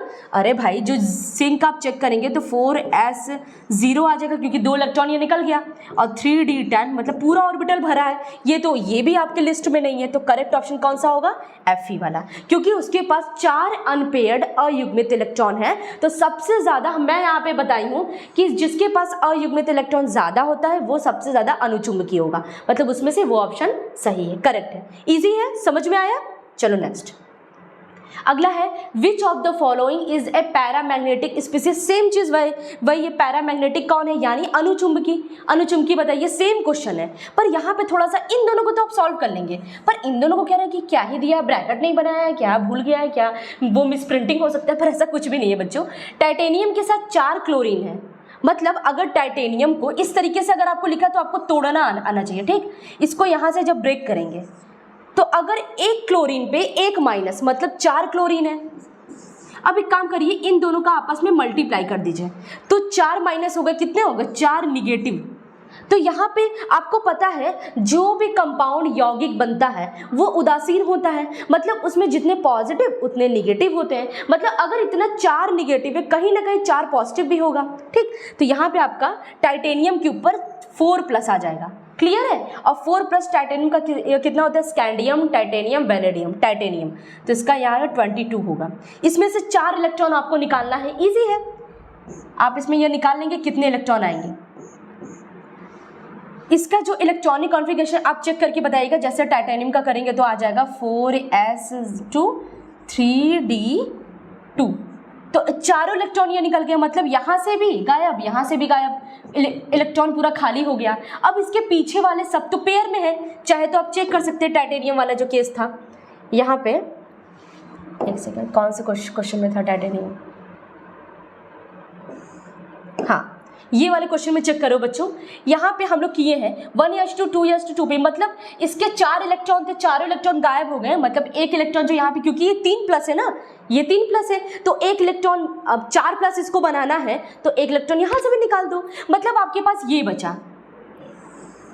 अब आप एक बात बताइए, सारे ऑर्बिटल भरे हुए हैं, मतलब ये अनुचुंबकीय शो करेगा ही नहीं, क्योंकि इसके सारे ऑर्बिटल क्या है, भरे हुए हैं। ओके, ये बात तो क्लियर होगा ये बच्चों, चलो ठीक। अब क्या है, मतलब ये वाला तो शो ही नहीं करेगा। एक काम करते हैं, इसको भी चेक कर लेते हैं। यहाँ से तोड़ेंगे, एक सल्फेट पे 2 माइनस, तो जाहिर सी बात है इसके पे भी 2+ आएगा, 2+ आएगा बच्चों। तो अगर जिंक के ऊपर 2+ है, यानी उसका इलेक्ट्रॉनिक कॉन्फ़िगरेशन करेंगे तो 4s0 3d10, इसके भी पूरे ऑर्बिटल भरे हैं, मतलब ये भी अनुचुंबकीय शो नहीं करेगा, ये भी गलत हो गया। अब इन दोनों को चेक कर लीजिए। अब वो जो निकिल के पास पहले जो निकिल का इलेक्ट्रॉनिक कॉन्फ़िगरेशन यानी एटॉमिक नंबर है, परमाणु क्रमांक 28 होता है, और इसका कॉपर का 29 होता है। पर इसका अब ये देखिए ऑक्सीडेशन स्टेट कैसे निकालेंगे, 4 साइनाइड है, एक साइनाइड पर -1, 4 पे -4 जब ब्रैकेट किया, अब देखिए इस तरीके से वो निकिल को मान लीजिए X, अब इसके बाद प्लस करेंगे, एक साइनाइड पे एक माइनस, तो 4 पे कितना होगा इसका, करेंगे इनटू, इक्वल टू ब्रैकेट के बाहर कितना चार्ज है, -2, ठीक। यहाँ पे क्लियर हो गया। अब देखिए x का इन दोनों में मल्टीप्लाई करेंगे तो जाहिर सी बात है माइनस आ जाएगा, इन दोनों का मल्टीप्लाई करेंगे तो 4 आ जाएगा, इज इक्वल टू -2, ठीक। अब x इक्वल टू, ये तो पहले से यहाँ 4 - 2 ये आ जाएगा, 4 जब वहाँ जाएगा तो प्लस हो जाएगा ना, चलो x इक्वल टू +2 ये आ गया। अब आ गया ना, मतलब निकिल के ऊपर +2 चार्ज है, यानी इस तरीके का हो गया निकिल +2। अब इसका जो इलेक्ट्रॉनिक कॉन्फ़िगरेशन चेक करेंगे तो बच्चों इस तरीके से आएगा 4s0 3d8, ठीक। ये इसका क्या 28 है, इसका 3d8 आ जाएगा। अब 8 है, यानी अब इसका ऑर्बिटल चेक करें, 1 2 3 4 5 6 7 8, इसके पास क्या है, 2 अनपेयर्ड इलेक्ट्रॉन है। अच्छा, मतलब ये भी थोड़ा भी लाइन में है, जो नहीं पहले अब इन दोनों में, अब कॉपर का चेक कर लें, कॉपर के पास 29 इलेक्ट्रॉन है। अब इसका ऑक्सीडेशन स्टेट कैसे निकालेंगे, कॉपर को x मान लो, कॉपर को, ये वाला हम लोग कॉपर के लिए कर रहे हैं, ठीक। कॉपर को x मान लो, प्लस आपका अमोनिया क्या है, न्यूट्रल है, उसको मान लेते हैं 0, ब्रैकेट के बाहर क्या है +2, तो x बराबर क्या आ गया +2, इस पे +2 चार्ज है। कॉपर का यानी उसका भी कुछ इस तरीके से होगा, कॉपर का 29 है, इसके ऊपर +2 चार्ज है, बस कुछ मत करो, 4s0 3d9। अब एक बात बताइए बच्चों, 3d9 कहने का मतलब एक इलेक्ट्रॉन इसमें और भर गया, एक इलेक्ट्रॉन इसमें और भरेंगे तो कितने इलेक्ट्रॉन हो गए, 1। तो इन दोनों के केस में इसके पास 2 इलेक्ट्रॉन है, इसके पास एक अनपेयर्ड इलेक्ट्रॉन है, यानी ये तो अब इसमें अनुचुंबकीय पूछा है ना, ये वाला क्या है, अनुचुंबकीय, ठीक। चलो, और ये वाला भी अनुचुंबकीय है, पर बहुत कम है, एक ही इलेक्ट्रॉन, इसके पास 2 है, तो ये वाला जीत गया। क्लियर है? यहाँ पे कितना अनुचुंबकीय से बहुत ज़्यादा क्वेश्चन आते हैं, इस बात का बच्चों ध्यान दें। ये सारे क्वेश्चन हर एक यूनिवर्सिटीज़ में पूछे गए। चलो नेक्स्ट, अगला question, the correct order of ligand. चलो लिगेंड का ऑर्डर बताओ। ये बच्चों एक चीज मिस प्रिंटिंग है, यहाँ पे ए कर दीजिएगा, यहाँ बी, यहाँ सी, यहाँ डी। बच्चों जो ऑर्डर होता है ना, कार्बन वाला अगर कहीं पर तुमको लिगेंड दिख जाए वो सबसे स्ट्रांग होगा, फिर कौन, फिर नाइट्रोजन वाला, फिर ऑक्सीजन वाला, फिर लास्ट में हैलोजन वाला। हैलोजन में एक काम करते हैं, हैलोजन में नाम लिख देते हैं। हैलोजन में कौन आएगा, फ्लोरीन, क्लोरीन, ब्रोमीन, आयोडीन। बस ये चीज़ को आपको याद करना है। जो लिगेंड का स्ट्रेंथ पूछा है, मतलब कौन से लिगेंड के पास कितना पावर है, इसका मतलब क्या होता है बच्चों, पावर। ठीक, कितने पास ये पावर है। एक बात बताइए, यहाँ पे क्रम बना हुआ साइनाइड में, CO में, OH में, तो हम बताएं जो कार्बन वाला होगा सबसे स्ट्रांग होगा। अब एक ऑप्शन में चेक कर लीजिए, अगर इनसे कार्बन के अलावा कोई किसी और को स्ट्रांग बनाया तो वो तो कट हो जाएगा। ऑप्शन में पहले मैं क्या वो बताई थी आपको, रूल में ये था, क्वेश्चन को रीड करिए, ऑप्शन को रीड करिए, फिर ऑप्शन में कौन से गलत ऑप्शन है उसको पहले हटाइए। गलत में देखिए, ये जो CO को सबसे ज़्यादा बनाया, मतलब कार्बन वाला का ज़्यादा है, इसमें भी कार्बन वाला, इसमें भी कार्बन, इसमें भी कार्बन, ओहो सारे में कार्बन है। अब देखिए कार्बन के बाद नाइट्रोजन वाले को बनाना चाहिए, तो कार्बन के बाद किसको बनाया, कार्बन के बाद नाइट्रोजन बनाया, मतलब इसको नहीं कट कर सकते। कार्बन के बाद ऑक्सीजन को बना दिया है, मतलब ये वाला गलत हो गया, ये वाला गलत हो गया ना बच्चों, क्योंकि कार्बन के बाद अब अच्छे से पता है कौन स्ट्रांग होता है, नाइट्रोजन वाला, तो नाइट्रोजन वाला मतलब NH3 को सबसे पीछे वो ढकेल दिया है, ये ऑप्शन गलत हो गया। अब आते हैं इस पे, कार्बन के बाद फिर से कार्बन है, फिर से नाइट्रोजन, अच्छा इसको भी नहीं कट कर सकते। कार्बन के बाद कार्बन, अच्छा इसको भी नहीं कट कर सकते। अब चेक करते हैं, कार्बन में आपके दो हैं, एक साइनाइड है, एक CO है, तो इन दोनों का ये बच्चों ना, जब हम लोग लिगेंड का स्ट्रेंथ चेक करते हैं तो कार्बोनिल का, जो कार्बन कार्बन ट्रिपल बॉन्ड है इसका, और जो साइनाइड है, इन दोनों में कौन जीतता है, तो इन दोनों में ये जीत जाता है। साइनाइड और CO में अगर आपसे कोई पूछे तो CO हमेशा जीत जाता है, पर जो CO यहाँ पर भी है, CO यहाँ पर भी है, अब क्या करें।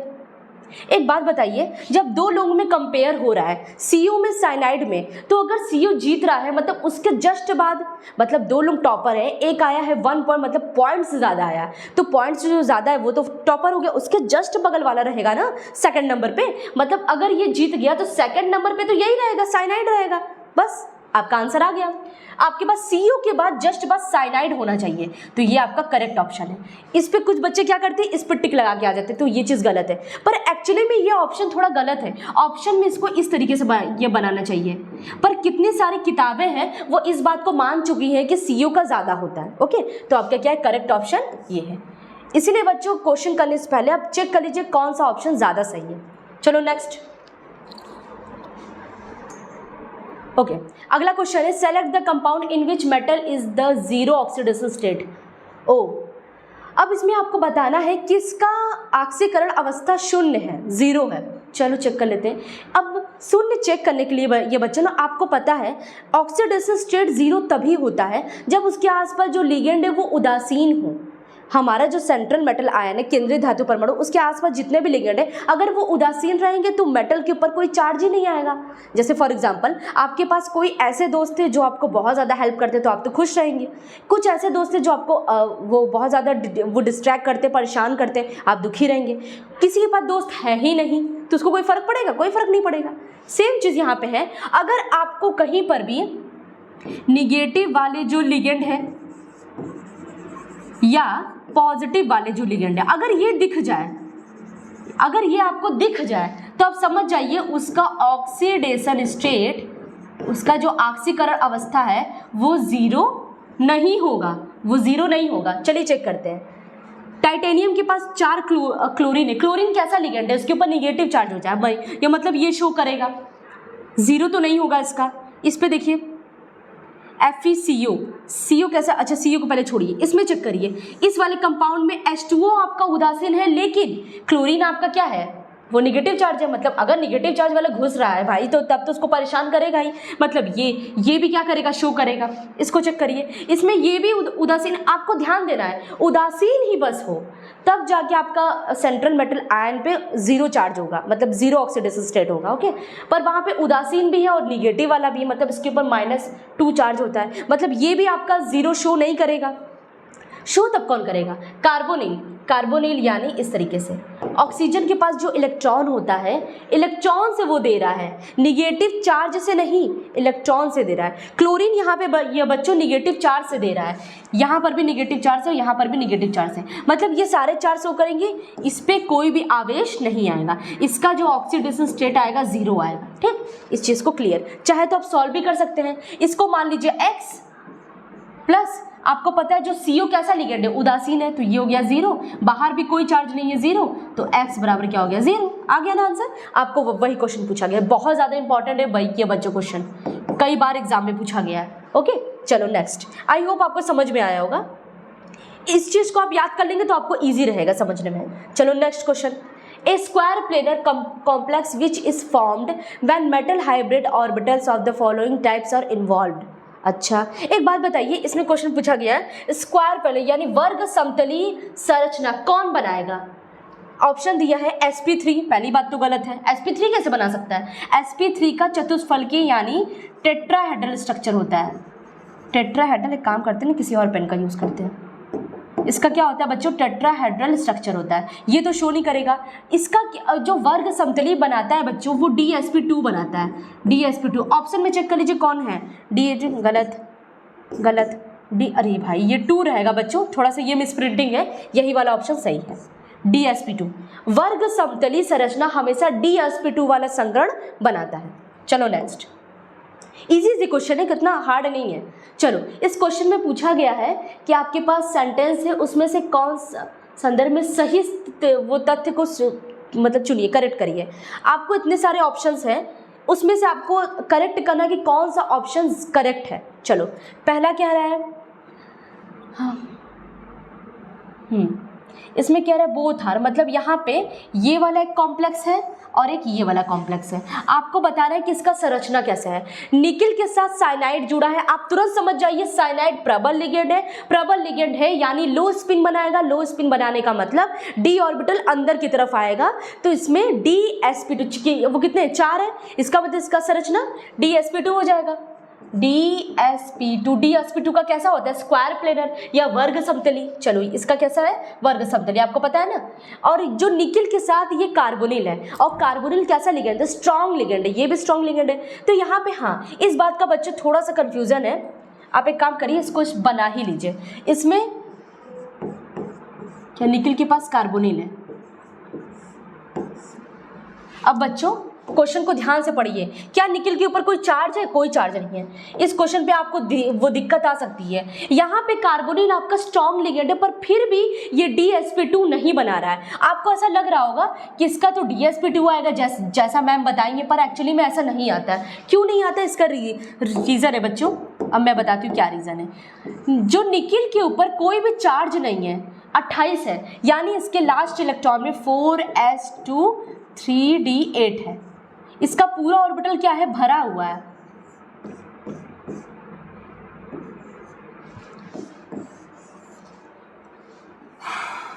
पहले डी ऑर्बिटल आएगा 1, फिर s ऑर्बिटल, फिर p ऑर्बिटल, ठीक।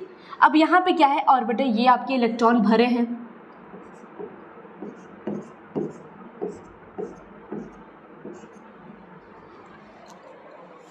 d8 है ना, सॉरी,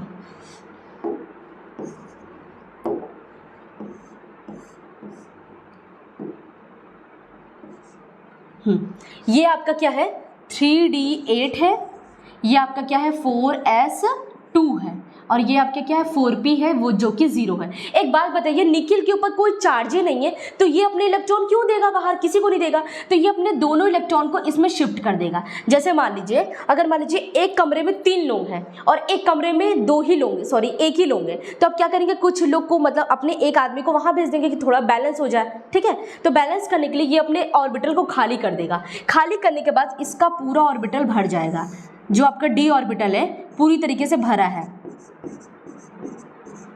ठीक। अपने 2 इलेक्ट्रॉन इसमें डाल दिया तो वो पूरा भर गया। अब आपका एस ऑर्बिटल खाली है और पी ऑर्बिटल खाली है। अब यहाँ पे क्या करेगा, जो कार्बोनिल है अपना इलेक्ट्रॉन इसमें दे देगा। अब बताइए कौन सा संकरण, कितने हैं, 4 है, सॉरी 5 है कि 4 है, 4 होना चाहिए भाई, हाँ 4 है, ठीक है 4 रहेगा, हम 5 लिख दिए गलती से, ठीक है। तो ये आपका कौन सा है, sp3, और इसकी संरचना कैसी है, चतुष्फलकी या टेट्राहेड्रल, ठीक। इसका जो स्ट्रक्चर आएगा वो इस तरीके से आएगा, मतलब आपका जो निकिल सेंटर में है, CO, ये आपका क्या है, चतुष्फलकी संरचना है। इस बात का ध्यान दीजिएगा। मतलब ऐसा मैं क्या बताएं, 90% केस में ऐसा होगा। ऐसा जरूरी नहीं है कि स्ट्रॉन्ग लिगेंड है तो तुरंत इसका डी ऑर्बिटल अंदर की तरफ लो स्पिन बनाएगा, ऐसा जरूरी नहीं, इस बात का ध्यान रखिएगा। तो कहने का मतलब इसका क्या आ गया, sp3, और ये कैसा बना रहा है, टेट्राहेड्रल। इसका है वर्गाकार समतली, इसका है चतुष्फलकी। चलिए ऑप्शन में चेक करिए, इसमें से ये वाला आपका क्या है, ये आपका क्या है, टेट्राहेड्रल, मतलब ये वाला जो कंपाउंड है आपका चतुष्फलकी है, ये बात तो सही है। और ये वाला आपका जो कंपाउंड है वर्ग समतली, यही ऑप्शन सही है। बाकी आपको सब पहले कहा है कि बोथ आर स्क्वायर प्लेनर, गलत है। दोनों ही आपके वर्ग समतली है ही नहीं, दोनों ही आपके टेट्राहेड्रल है ही नहीं। और इसमें से इसको कहा गया है कि ये वर्ग समतली है और इसको कहा गया ये टेट्राहेड्रल है, तो ये भी गलत है। ऑप्शंस को मिला लीजिए, बिल्कुल करेक्ट ऑप्शन है ये वाला बिल्कुल सही होगा, ठीक है। नेक्स्ट अगला क्वेश्चन, IUPAC नेम ऑफ। अब IUPAC नेम बताना है, चलो ठीक है, IUPAC नेम क्या करेंगे, चलो आपके पास पहला IUPAC का रूल क्या है, ब्रैकेट के जो इस तरफ है उसका पहले नामकरण करेंगे, इसका जो नामकरण करेंगे और इस पर कोई भी हम लोग क्या करेंगे, टेट्रा पेंटा यूज नहीं करेंगे, तो पोटेशियम, ठीक। अब उसके बाद ब्रैकेट के अंदर वालों का नाम लिखेंगे। ब्रैकेट के अंदर वालों में रूल है कि पहला लिगेंड का नाम लिखते हैं, तो वहाँ पे लिगेंड कितना है, साइनाइड है। और साइनाइड अगर जो आपका लिगेंड है वो अगर निगेटिव है, लिगेंड अगर आपका निगेटिव वाला है, ऋणायन वाला है, तो उसके नाम में O लगा देंगे, आइडो लगा देंगे, तो यहाँ पे हो जाएगा। और हाँ एक बात और, आइडो लगाने से पहले इस बात का ध्यान रखेंगे कि वो कितने हैं। अगर 1 रहेगा, 2 रहेगा तो डाई, 3 रहेगा ट्राई, 4 रहेगा टेट्रा। तो यहाँ पे बच्चों, यहाँ पे 6 है तो हेक्सा साइनाइडो, हेक्सा साइनाइडो, ठीक है। अब उसके बाद क्या है, आयरन है। एक बात का रूल है बच्चों, अब यहाँ पे अगर लिगेंड के ऊपर, अगर आपके केंद्रीय, अब इस पॉइंट को आप नोट कर लीजिए, केंद्रीय धातु परमाणु के ऊपर अगर निगेटिव चार्ज आ रहा है, केंद्रीय धातु परमाणु के ऊपर अगर निगेटिव चार्ज आ रहा है तो उसके नाम में 8 लग जाएगा। चलो यहाँ से इस बॉन्ड को ब्रेक करो, क्योंकि अंदर वाला ब्रेक नहीं कर सकते, अंदर वाला बहुत स्ट्रॉन्ग बॉन्ड बनाया है। यहाँ से ब्रेक करेंगे, पोटेशियम के ऊपर +4 चार्ज, क्योंकि 4 पोटेशियम है ना, 1 पोटेशियम पे 1 प्लस, तो 4 पे 4 प्लस, मतलब इस पूरे ब्रैकेट के ऊपर 4 ये निगेटिव आ गया। ब्रैकेट के ऊपर आ गया तो तुरंत आप समझ जाइए इसके केंद्रीय धातु परमाणु के ऊपर आ गया, क्योंकि उसी जगह से हम लोग इलेक्ट्रॉन ये निकालते हैं। तो केंद्रीय धातु परमाणु के ऊपर निगेटिव चार्ज आ गया। अब क्या है, रूल यही बोलता है अगर केंद्रीय धातु परमाणु के ऊपर निगेटिव चार्ज आता है तो उसके नाम में 8 लग जाएगा। इसका नाम फेरस है तो उसके नाम में फेरेट हो जाएगा, ठीक, क्लियर। तो यहाँ पे हो जाएगा फेरेट। अब आते हैं इसका ऑक्सीडेशन स्टेट। ऑक्सीडेशन स्टेट निकालेंगे, इसको X मान लीजिए, इसका आ जाएगा 1 पोटेशियम पे +1 तो 4 पे +4 +X, ठीक। अब इस पे साइनाइड पे -6, क्योंकि एक साइनाइड पे एक माइनस, तो 4 पे 6। अब इसके बाद अब ये जो चार्ज है ना हम अपने से लिखे हैं, था नहीं क्वेश्चन में, तो यहाँ पे बाहर 0। अब 6 में से 4 को माइनस करिए तो कितना आ जाएगा, -2, और -2 उस तरफ जाएगा तो x = +2 आ जाएगा। तो यहाँ पे चलो ये वाला कहीं पर मैच हो रहा है तो आप हेक्सासाइनोफेरेट, गलत है, पहले पोटेशियम रहेगा, पोटेशियम पोटेशियम पोटेशियम, अब देखिए 3 ऑप्शन में दिया है। पोटेशियम टेट्रासाइनो, पहली बात तो 6 है, ये भी गलत है। पोटेशियम हेक्सासाइनो, पोटेशियम हेक्सासाइनो, अच्छा दोनों से देखिए बच्चों, चाहे साइनाइडो लिखिए चाहे साइनो लिखिए एक ही बात है, ठीक। पोटेशियम हेक्सासाइनो ऑक्सीडेशन स्टेट 2 आया है और यहाँ पे 2 है, यहाँ पे 3 है, मतलब ये वाला करेक्ट ऑप्शन है, ये वाला 3 नहीं आएगा। आगे ना करें तो आपको IUPAC नेम अच्छे से आना चाहिए बच्चों। IUPAC नहीं आएगा तो आप ऑप्शन को इनकरेक्ट और सही नहीं बता पाएंगे, ठीक। चलते हैं नेक्स्ट, अगला है नंबर ऑफ मोनोडेंटेड लिगेंड। अच्छा, जो नंबर, अब देखिए यहाँ पे वर्नर थ्योरी से क्वेश्चन पूछा गया है कि एक धातु के संकर में मोनोडेंटेड लिगेंड की संख्या है। वर्नर थ्योरी ने ये बात बताई थी कि जो प्राइमरी वैलेंसी होती है, ये बोले थे ना, वर्नर एक साइंटिस्ट हैं, उन्होंने बताया जो केंद्रीय धातु परमाणु होता है उसके 2 संयोजकताएं होती हैं, ठीक है। जो सेंट्रल मेटल आयन है उसके 2 वैलेंसी होती है, प्राइमरी सेकेंडरी, प्राथमिक द्वितीयक। तो प्राथमिक संयोजकता हमेशा क्या होती है, ऑक्सीडेशन स्टेट, और दूसरा जो द्वितीयक द्वितीयक जो क्या बोलते हैं संयोजकता है वो आपका कोऑर्डिनेशन नंबर यानी सहसंयोजक संख्या। तो यानी सेंट्रल मेटल आयन की 2 संयोजकता होती हैं, प्राइमरी और सेकेंडरी। प्राइमरी वाला क्या होता है, ऑक्सीडेशन स्टेट होता है, और ये होता है कोऑर्डिनेशन नंबर, या उसको बोलते हैं उपसंयोजक ये नंबर। चलिए, ऑक्सीडेशन ये नंबर, इफेक्टिव ये भी गलत है, प्राइमरी वैलेंसी लिगेंड के मोनोडेंटेड लिगेंड के। अच्छा, यहाँ लिगेंड की संख्या पूछा है, मतलब अगर लिगेंड की संख्या हम लोग कैसे बताते हैं, कोऑर्डिनेशन नंबर से बताते हैं, तो ये होगा ना कोऑर्डिनेशन नंबर वाला। तो ये क्या है, पहली बात तो ये जो लिगेंड की संख्या, अब देखिए ऑप्शन क्या पूछा है, क्या ये ऑक्सीडेशन नंबर है जो लिगेंड की जो संख्या बताता है, नहीं। दूसरा इफेक्टिव एटॉमिक नंबर है, नहीं, ये तो बिल्कुल ही नहीं है।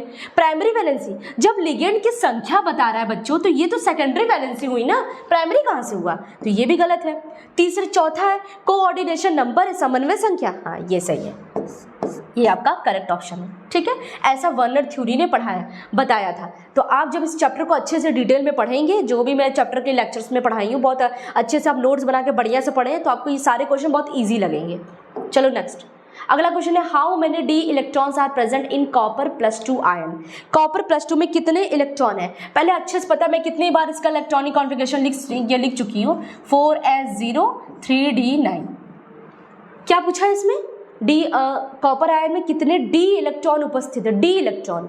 अच्छा, एक काम करते हैं ना, इसको लिख ही लेते हैं।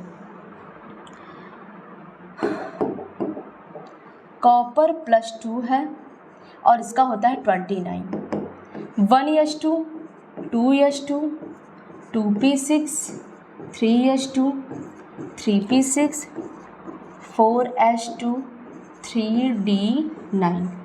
पर एक बात बताइए बच्चों, इसमें बस पूछा डी इलेक्ट्रॉन में किसमें, मतलब इन सब का तो कोई ज़रूरत ही नहीं है। अब यहाँ पे 2+2 चार्ज है, तो +2 यानी यहाँ से आप 2 इलेक्ट्रॉन को माइनस कर दीजिए, हटा दीजिए, तो ये आपका हो गया 0। अब डी ऑर्बिटल ये है, तो डी ऑर्बिटल बनाने की जरूरत नहीं, 9 इलेक्ट्रॉन है ना, बस करेक्ट ऑप्शन क्या है 9। अब ये नहीं पूछा है कि अयुग्मित, अगर अयुग्मित पूछता तो उसके पास 1 इलेक्ट्रॉन अयुग्मित है, बाकी सब युग्मित है, तो 9 पूछा, तो यहाँ पे करेक्ट ऑप्शन क्या है, बहुत इजी क्वेश्चन। ये ऐसा क्वेश्चन बनाते ही इन लोग क्यों है, इतना इजी क्वेश्चन। चैप्टर को अगर आप अच्छे से पढ़े तो सारे क्वेश्चन आपको ईजी ही लगेंगे, ठीक। हाउ मैनी अनपेयर्ड इलेक्ट्रॉन, इस पे अनपेयर्ड इलेक्ट्रॉन पे तो बहुत क्वेश्चन आ रहा है, ये देख लीजिए बच्चों किस टाइप के क्वेश्चन आ रहे हैं आपके एंट्रेंस एग्जाम में। Fe+3 के संकर में कितने बेजोड़ या अयुग्मित इलेक्ट्रॉन उपस्थित है, अयुग्मित है बच्चों, थोड़ा सा वो मिसप्रिंटिंग है। अनपेयर्ड इलेक्ट्रॉन कितने हैं Fe+3 में, Fe+3, ओहो, मतलब इसका ऑक्सीडेशन एटॉमिक जो नंबर होता है, परमाणु क्रमांक 26 होता है। तो 26 में क्या करते हैं हम लोग, 4s2 करते हैं, 3d6 करते हैं। 26 में से 3 इलेक्ट्रॉन को ये निकाल दीजिए, मतलब 2 हम लोग यहाँ से ये निकालेंगे, 1 यहाँ से ये निकालेंगे, ठीक। 4s0 3d कितना हो जाएगा, 5, 6 था ना, 5 हो गया, 5 इलेक्ट्रॉन आया है। अब इसमें क्या अच्छा, इसमें पूछा है क्या अनपेयर्ड, हाँ सही है, अनपेयर्ड इलेक्ट्रॉन।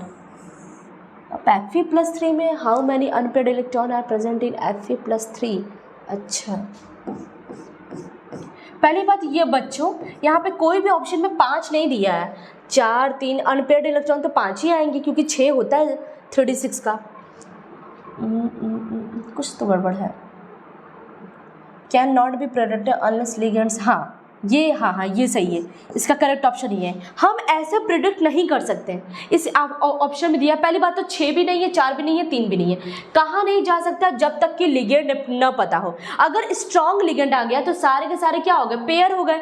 अगर स्ट्रॉन्ग लिगेंड नहीं आया तो सारे के सारे ऐसे ही रहेंगे। तो जब तक मुझे लिगेंड नहीं पता होगा तब तक हम इसके अनपेयर्ड इलेक्ट्रॉन को कैसे बता सकते हैं? तो ये ऑप्शन करेक्ट है। देखो बहुत अच्छा क्वेश्चन पूछा है, इंपॉर्टेंट क्वेश्चन पे ये लगा दीजिएगा बच्चों। इस टाइप का भी क्वेश्चन आपसे पूछ सकता है। अगर आपको लग रहा है कि इलेक्ट्रॉन या निकालना आ गया तो बहुत बड़े राजा हो गए, ऐसा कुछ नहीं है। ऑप्शन देखो क्वेश्चन को घुमा दिया है, ठीक है। चलो next, which one of the following has the largest magnetic movement. अब देखिए बच्चों, मैग्नेटिक मूवमेंट जो होता है, या इसको बोल सकते हैं मैग्नेटिक यानी चुंबकीय द्विध्रुव, उसको निकालने के लिए जो आपका मैग्नेटिक मूवमेंट वो डिपेंड किस पे करता है?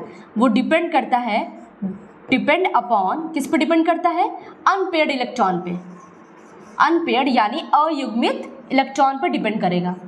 अगर आपके पास अयुग्मित इलेक्ट्रॉन जितना ज़्यादा होगा मैग्नेटिक मूवमेंट उतना ज़्यादा आएगा। तो आपको एकदम वैल्यू नहीं कैलकुलेट करोगे 2.5 2 ये सब कुछ नहीं करना, बस इसमें से चेक कर लो किसके पास अनपेयर्ड इलेक्ट्रॉन कितना ज़्यादा है। सेम ही ऑप्शन है, तो यहाँ पे देखिए, यहाँ पे क्या आ जाएगा 4s0, क्योंकि ये क्या है, वो क्रोमियम के ऊपर +3 चार्ज है, इसके ऊपर +3। अब आप लोग कहेंगे कि मैम ये क्या कर रही हैं? आपको अच्छे से पता है ये कोबाल्ट रहेगा बच्चों, ये कोबाल्ट है। आपको अच्छे से पता है अगर आपके न्यूट्रल लिगेंड होते हैं तो जितना ब्रैकेट के ऊपर चार्ज रहता है वो उसके ऊपर आता है, ठीक है। तो इसके ऊपर क्या है? +3 +3 +3 +3। क्रोमियम का 24 होता है तो 3d4 होगा, ठीक। 3d4 वो आप लोग क्लियर है। अब 3d4 यानी 3 इलेक्ट्रॉन निकाल दिए, 2 इलेक्ट्रॉन यहाँ से 4s, मतलब यहाँ पे हो गया 3d3, यहाँ पे 4s0। अब ये Fe का 26 होता है, 24 30, इसका होता है 27, ठीक। 26 होता है तो यहाँ पे 3 इलेक्ट्रॉन निकाले, यानी हो गया 2 इलेक्ट्रॉन यहाँ से, तो ये हो गया 3d5। 4s0 तो सब में रहेगा क्योंकि दो इलेक्ट्रॉन पहले निकाल दो। जिंक के पास हो गया +3 ना, तो 3d9 3d6। अब आपको कैलकुलेट करना है किसके पास इलेक्ट्रॉन ज़्यादा है। चलो सबका d ऑर्बिटल बनाओ, 1 2 3। इसके पास 3 इलेक्ट्रॉन है और इसके पास 5 इलेक्ट्रॉन। चलो मान लो इसका अगर हम लोग बनाएंगे सेम बना दो, 5 इलेक्ट्रॉन हो गया। इसका चेक करो, इसके पास कितने 9 है ना, तो इसको पेयरिंग कर देंगे ना ऐसे 1 2 3 4 5 6 7 8 9, मतलब बस एक आया है। और इसका तो 6 है, 1 2 3 4 5 6, इसके पास 4 है। सबसे ज़्यादा किसके पास है? 5 इलेक्ट्रॉन। कौन सा था? ये कौन सा था? आयरन पे +3 चार्ज, मतलब 5 अनपेयर्ड इलेक्ट्रॉन, और यही आपका हाईएस्ट मैग्नेटिक मूवमेंट दिखाएगा। बस इस बात को ध्यान रखो, इस बात को, इस पॉइंट को बच्चों याद रखो कि अगर किसी के पास अनपेयर्ड इलेक्ट्रॉन ज़्यादा है तो वो क्या करेगा? हाईएस्ट आपका लार्जेस्ट मैग्नेटिक मूवमेंट दिखाएगा, ठीक है। क्लियर है? चलो नेक्स्ट, निम्न में से किसमें धातु सही ऑक्सीकरण संख्या रखता है? ऑक्सीडेशन स्टेट ये निकालना है सब में। चलो ये निकालते हैं, इसको x मान लो। अब देखो भाई ये बच्चों K2Cr2O7, एक काम करते हैं जो पहले इजी है उसका निकाल लो। इसको x मान लो। साइनाइड के ऊपर कितना है? ये थोड़ा ब्रैकेट रहेगा इधर। साइनाइड के ऊपर -1, तो यहाँ पे हो गया -4 = -4। बाहर भी -4 है, तो अगर इसको कैलकुलेट करेंगे तो बाहर जाएगा तो x बराबर -4 + 4, तो ये कट हो गया, x = 0 आ गया। और इसका ऑक्सीडेशन स्टेट 2 लिखा है, मतलब ये गलत है। कोबाल्ट के पास ऑक्सीडेशन स्टेट 3 है। चलो चेक कर लेते हैं 3 आ रहा है कि नहीं। 6 तो यहाँ पे है, ठीक, 6 यहाँ पे है, और ऑक्सीडेशन स्टेट ये कितना है? -6, तो -6, इसको x मान लो, x -6, इसका तो 0 हो जाएगा, = +3, x = +3 + 6। 3 तो +3 तो पहले से ही था, अब वहाँ चला गया तो x = 9 आ गया। ओहो, ये भी गलत है। अब क्या है? रूथेनियम के पास। चलो यहाँ से एक काम करेंगे, इसको x मान लो। अब ये बात बताओ, जो ऑक्सीजन पे -2 चार्ज होता है, ठीक है, -2, तो ये वहाँ पे गया तो -8 हो गया। तो एक काम करते हैं, इसको ऐसे लिख देते हैं,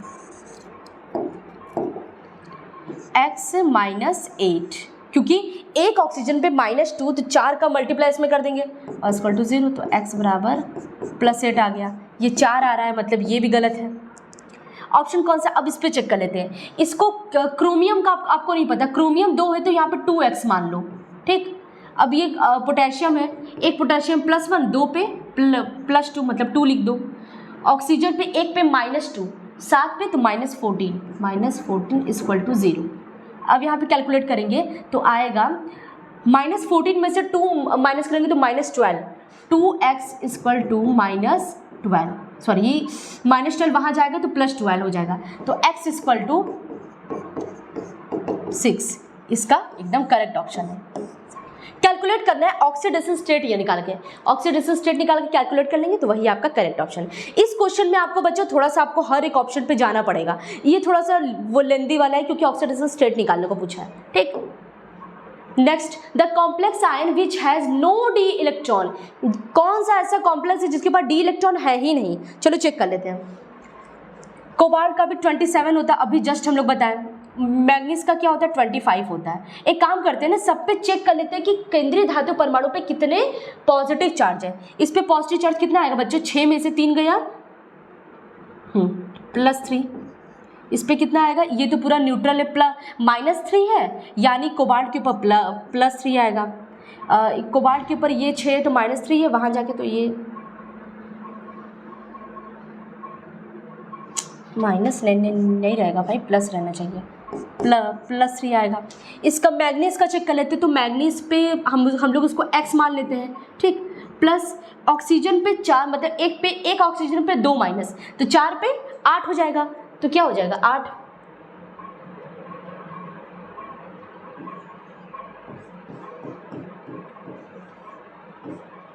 चलो अब इसके बाद चेक कर लो ऑर्बिटल, तो मैग्नीज पे कितने इलेक्ट्रॉन ये निकल गए, 8 इलेक्ट्रॉन ये निकल गया, +8 है, तो जाहिर सी बात है अगर इसका हम लोग निकालेंगे तो आपको जस्ट पीछे भी हम लोग कैलकुलेट किए हैं, तो इन सब का कहीं पर भी कितने 3 इलेक्ट्रॉन निकल रहा है तो नहीं होगा, किसी में से 8 इलेक्ट्रॉन निकाल दो, जाहिर सी बात है वो तो पूरा खाली हो जाएगा।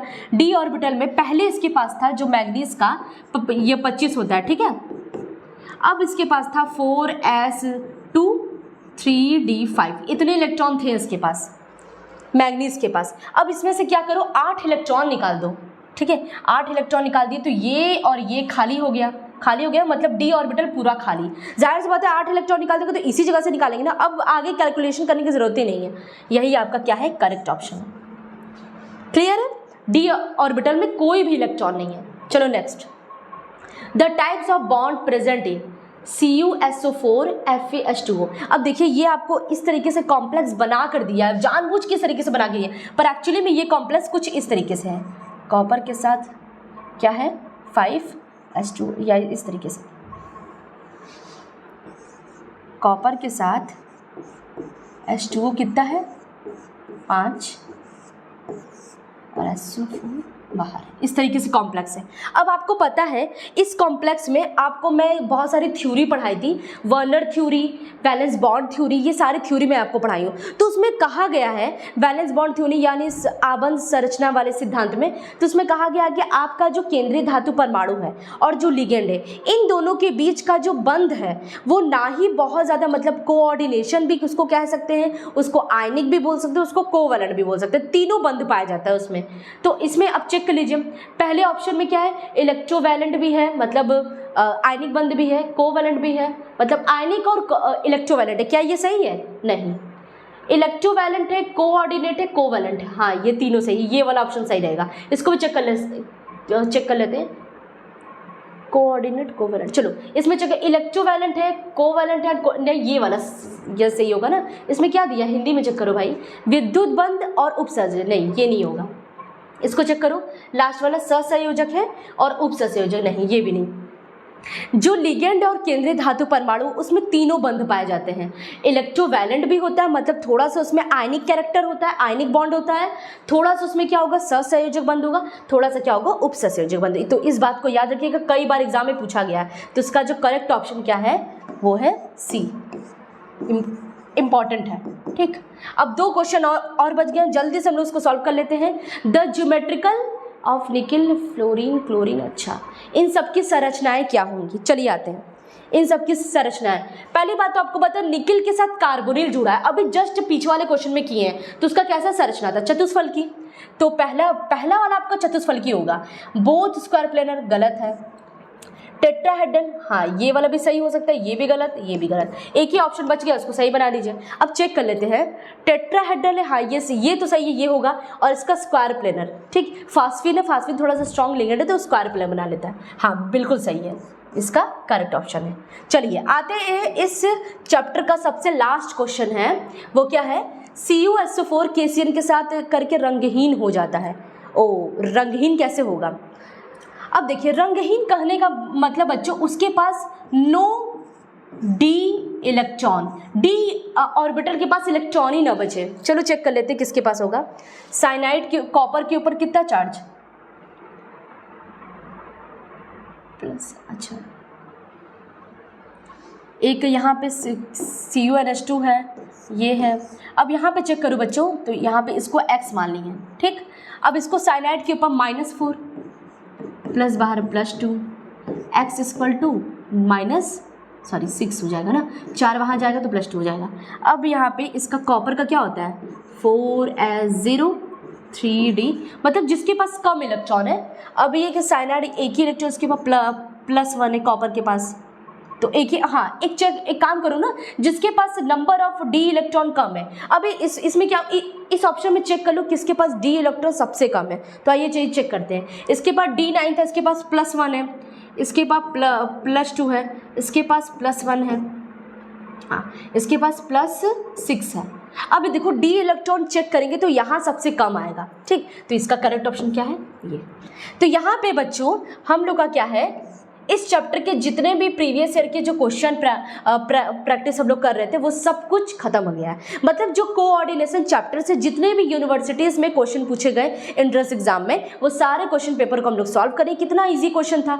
तो अगर आप बहुत अच्छे से पढ़ाई किए हैं तो उसके लिए सारे क्वेश्चन को अप्रोच करना ईजी हो जाता है। तो अब हम लोग नेक्स्ट लेक्चर में बढ़ते हैं, जहाँ पर हम लोग सोल्यूशन वाला चैप्टर स्टार्ट करेंगे। तो आज के लिए सिर्फ इतना ही, मिलते हैं नेक्स्ट लेक्चर में। Thank you for watching.